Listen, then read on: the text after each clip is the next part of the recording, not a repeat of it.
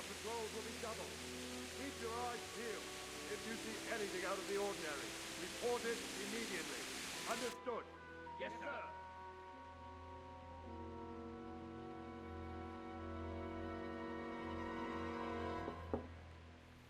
Yes? It is I, Henry. Forgive the intrusion. I didn't wake you, boy, did I? My lady...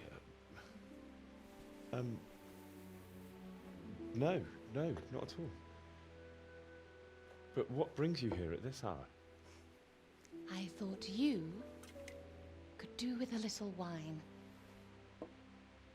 It's just what you need to help you sleep. My lady,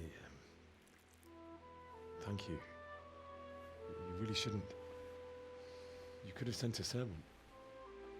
I was going to, but to tell you the truth, I couldn't sleep either. I thought of you while saying my prayers. How awful it must have been for you. I came to offer you solace, to let you know you're not alone. Thank you. Thank you kindly. You're welcome. Now, Henry, I know this is all very new and strange for you, but I want you to feel at home here. You're not to worry about anything except getting better. God knows you've been through a terrible ordeal. I know what it is to be left alone in the world, although your loss is much greater. But with God's help, the pain will ease in time. And it can help to talk about it, if you feel like it.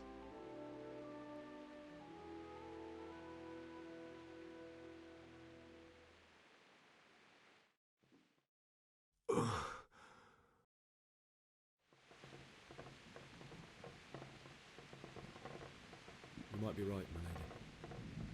I'll tell you what happened. It was terrible and unexpected. The day started just like any other. Father sent me into town on some errands.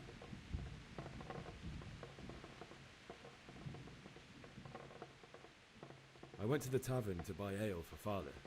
I know it's a job for a groom, but I didn't mind, because my girl Bianca worked there. I courted her a while and we agreed to meet in the evening, but our meeting was never to happen.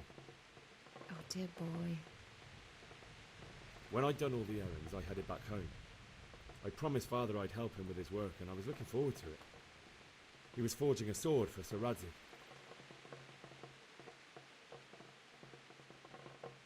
Father and I always chat in the forge.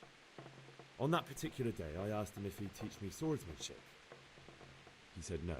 He said it's better for a man to keep his head on his shoulders than lose it over some pointless heroism.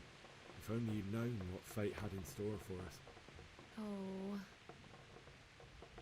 But Sigismund's horde was already on the horizon, ready to attack the town.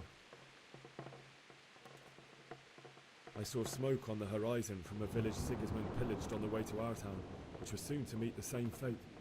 God have mercy. And then death descended on Skalitz.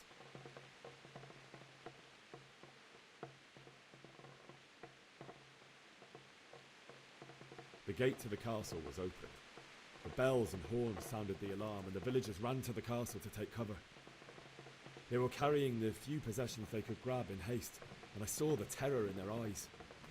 I can't even imagine how awful it must have been. I ran to the castle like our neighbours to take cover, but I didn't make it. I had to find another way to save myself. The men on the battlements called down to me to flee to Talmberg and warn you.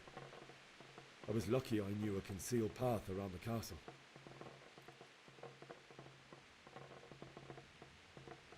I wasn't safe yet. The Cumans were going from house to house below the castle, looting and then torching them. They encircled the castle.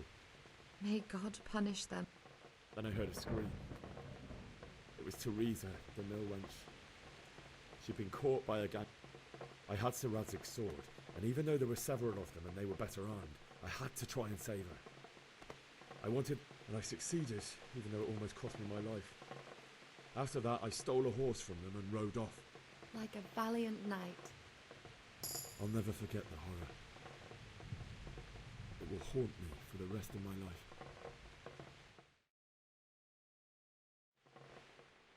That's terrible. How could something like that happen? God alone knows why he lets such things happen.